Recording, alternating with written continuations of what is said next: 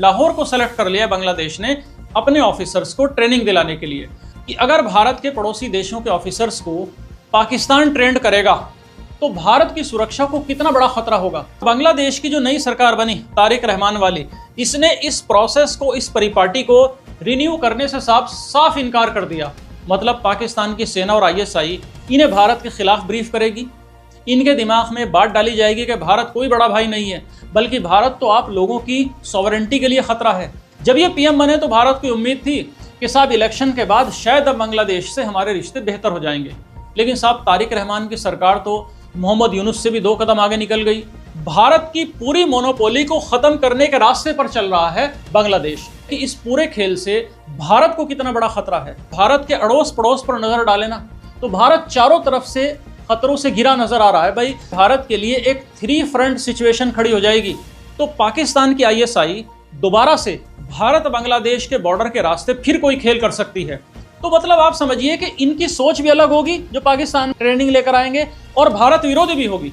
बांग्लादेश का मसूरी को छोड़कर लाहौर चले जाना कोई छोटी मोटी घटना नहीं है, बल्कि ये साउथ एशिया की जियोपॉलिटिक्स का एक बड़ा शिफ्ट है। दोस्तों आज एक ऐसे सीरियस और साइलेंट बदलाव की बात करेंगे जो भारत की पूर्वी सीमा पर हुआ है और जिस कदम से तमाम इंटेलिजेंस एजेंसियों की नींद भी उड़ी हुई है। इसी मई 2026 की खबर है, जिसे मेन स्ट्रीम मीडिया ने तो खैर कोई खास तवज्जो दी नहीं है, लेकिन ये भारत के लिए किसी बड़े रणनीतिक झटके से कम नहीं है। बांग्लादेश की जो नई नवेली सरकार है, तारिक रहमान की BNP पार्टी के मुखिया हैं, जो जुमा 4 दिन पहले बांग्लादेश के प्राइम मिनिस्टर बने हैं। तो इस बांग्लादेश की नई नवेली सरकार ने एक ऐसा फैसला लिया है जो सीधे तौर पर भारत से दूरी बढ़ाने का सिग्नल है और पाकिस्तान और चीन की तरफ झुकाव का साफ साफ संकेत देता है इनका डिसीजन। बांग्लादेश ने असल में साथियों किया ये है कि अपने जो सबसे सीनियर सिविल सर्वेंट्स होते हैं ना किसी देश के, मतलब बांग्लादेश के जो आप ये समझिए जो IS लेवल के ऑफिसर्स हैं, इनको ट्रेनिंग के लिए भारत के मसूरी में लोग पहले भेजा करते थे, लेकिन अब भारत के लबासना मसूरी में भेजने के बजाय इनको पाकिस्तान के शहर लाहौर में ट्रेनिंग दिलाना पसंद किया है। लाहौर को सेलेक्ट कर लिया बांग्लादेश ने अपने ऑफिसर्स को ट्रेनिंग दिलाने के लिए।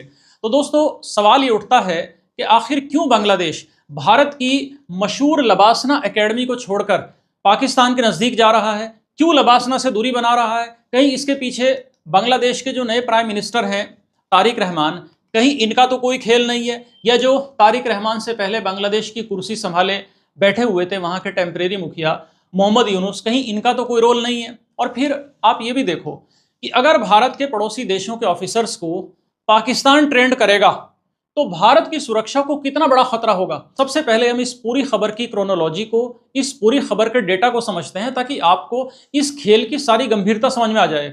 इसी मई के महीने में बांग्लादेश के 12 सबसे सीनियर ब्यूरोक्रेट्स का एक हाई लेवल बैच पाकिस्तान पहुंचा। अब ये कोई आम अफसर नहीं है, बल्कि जो 12 ऑफिसर्स बांग्लादेश के पाकिस्तान पहुंचे हैं, इनमें एक एडिशनल सेक्रेटरी रैंक का ऑफिसर हैं और 11 जॉइंट सेक्रेटरी रैंक के ऑफिसर्स इसमें शामिल हैं।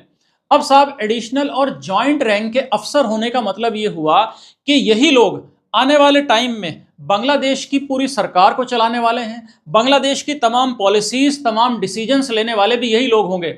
और हाल फिलहाल ये सभी ऑफिसर्स पाकिस्तान की सिविल सर्विसेज एकेडमी लाहौर में mid term career leadership training हासिल कर रहे हैं। अब आपके दिमाग में सवाल आएगा कि इसमें भारत का क्या नुकसान है।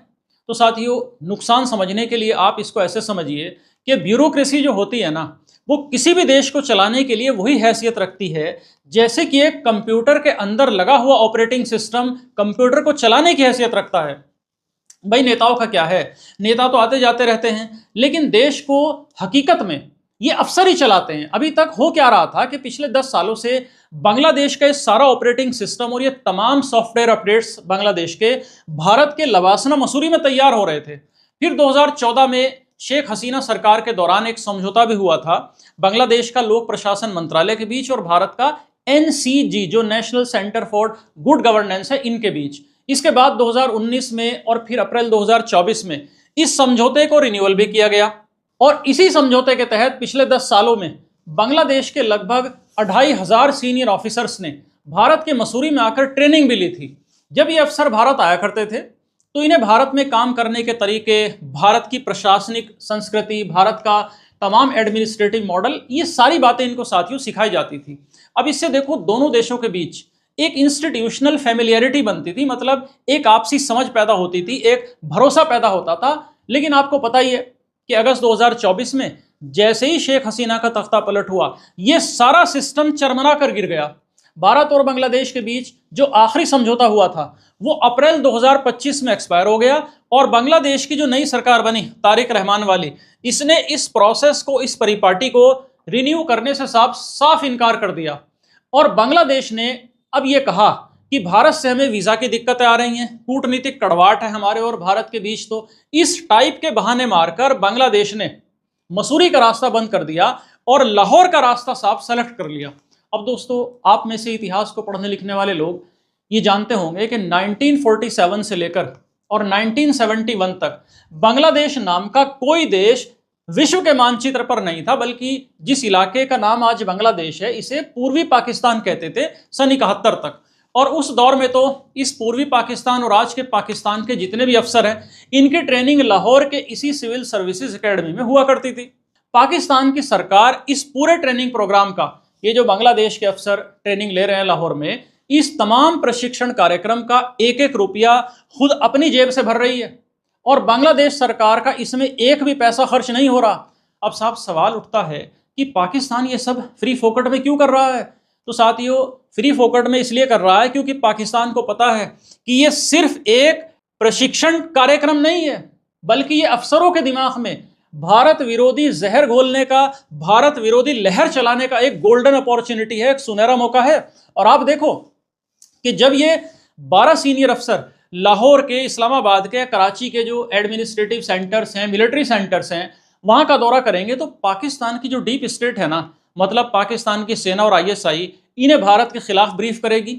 इनके दिमाग में बात डाली जाएगी कि भारत कोई बड़ा भाई नहीं है, बल्कि भारत तो आप लोगों की सॉवरेंटी के लिए खतरा है। इस तरह की बातें मन में लेकर आने वाले टाइम में जब ये अफसर बांग्लादेश में लौटकर बड़ी कुर्सियों पर बैठेंगे, तो इनका तो हर एक फैसला भारत विरोधी एजेंडे से प्रभावित होगा ही होगा।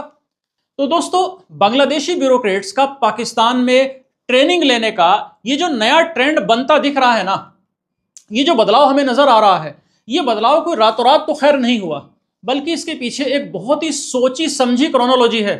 अगस्त 2024 में जब शेख हसीना बांग्लादेश छोड़कर भारत आई, उन परिस्थितियों में तो बांग्लादेश की कुर्सी टेम्परेरी तौर पर मोहम्मद यूनुस के हाथ में आई, और मोहम्मद यूनुस ने कुर्सी पर बैठते ही बांग्लादेश की तमाम फॉरेन पॉलिसी को पूरी तरह चेंज कर दिया। सबसे पहले तो इन्होंने पाकिस्तान के साथ जो टूटे हुए रिश्ते थे इनके, उसको जोड़ने में पूरी जान लगा दी।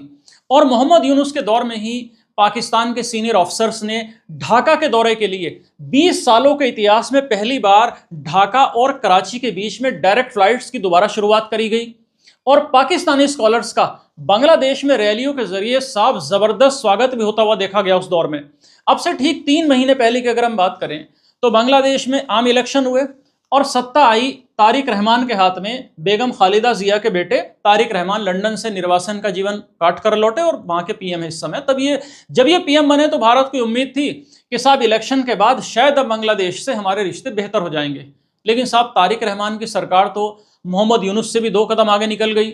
आज बांग्लादेश और पाकिस्तान के बीच सिर्फ ऑफिसर्स की ट्रेनिंग नहीं चल रही है, बल्कि बांग्लादेश और पाकिस्तान के बीच एक बहुत बड़ा डिफेंस पैक्ट भी तैयार हो रहा है।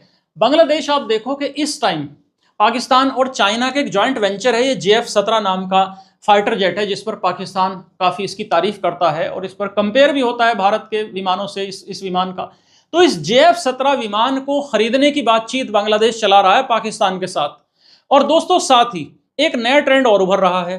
कई तरह के पाकिस्तानी बिजनेस तेजी से ढाका में अपने पैर पसार रहे हैं।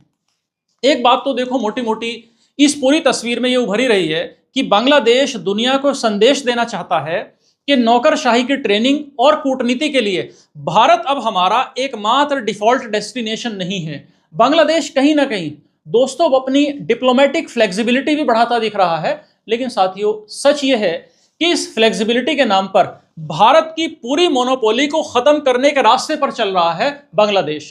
खैर, अब जो हो रहा है वो तो हो ही रहा है, लेकिन लाख टके का सवाल अब यह है कि इस पूरे खेल से भारत को कितना बड़ा खतरा है।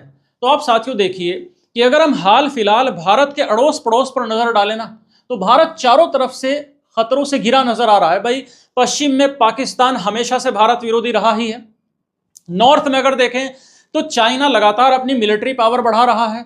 तो ले देकर एक बॉर्डर ऐसा था जहां भारत अपनी बॉर्डर को, अपनी सीमा को सुरक्षित महसूस करता था। पूर्वी सीमा बांग्लादेश से लगा बॉर्डर, क्योंकि बांग्लादेश में एक प्रो इंडिया सरकार हमेशा रहती थी। लेकिन अगर मौजूदा स्थिति देखें तो मौजूदा हालात तो बिल्कुल बदले हुए हैं। अगर बांग्लादेश की तमाम ब्यूरोक्रेसी और साथियों वहां की तमाम मिलिट्री का झुकाव कहीं पाकिस्तान और चीन की तरफ होता है तो इसमें कोई शक नहीं है कि भारत के लिए एक 3 फ्रंट सिचुएशन खड़ी हो जाएगी। भाई भारत के नॉर्थ ईस्ट को भारत से जोड़ने वाला जो संकरा सा रास्ता है चिकन नेक, अगर बांग्लादेश में भारत विरोधी ताकतों का कंट्रोल बढ़ा तो चाइना और पाकिस्तान मिलकर इस चिकन नेक पर दबाव बनाने की पूरी कोशिश करेंगे। दूसरा दिक्कत यह हो सकती है कि पास्ट में देखो, जब भी बांग्लादेश में जब भारत के विरोध वाली सरकार रही है तो भारत के नॉर्थ ईस्ट के जितने भी अलगाववादी और उग्रवादी ग्रुप हैं, उल्फा जैसे ग्रुप, इनको बांग्लादेश की जमीन पर पनाह मिली है तब तो पाकिस्तान की आईएसआई दोबारा से भारत बांग्लादेश के बॉर्डर के रास्ते फिर कोई खेल कर सकती है। तीसरा आप ये देखिएगा कि जब भारत और बांग्लादेश के ऑफिसर्स किसी इंटरनेशनल बोर्ड में, किसी इंटरनेशनल फोरम पर बातचीत के टेबल पर बैठेंगे तो दोनों के बीच में कोई वैचारिक तालमेल बन ही नहीं पाएगा, क्योंकि भारत में ट्रेंड अफसरों की सोच अलग होगी और पाकिस्तान से सीख कर आया। ये थी आज की वीडियो। मैं आइंदा भी इसी तरह भारतीय मीडिया के बयानात और उनके पाकिस्तान के मुतालिक तज्ज़िये और तबसरे लाता रहूँगा, और वो वीडियोस जो आम मीडिया पर पब्लिश नहीं की जाती मैं वो ढूंढता हूँ और उनको आप तक लाने का काम करता रहूँगा। ख़ासकर इंडियन मीडिया के पाकिस्तान के मुतालिक जियो पॉलिटिकल, जियो स्ट्रेटजिक और डिप्लोमेटिक फ्रंट्स पर जो भी डिस्कशन होती है मैं कोशिश करूँगा कि वो आप तक बिना किसी फ़िल्टर के लेकर आता रहूँ।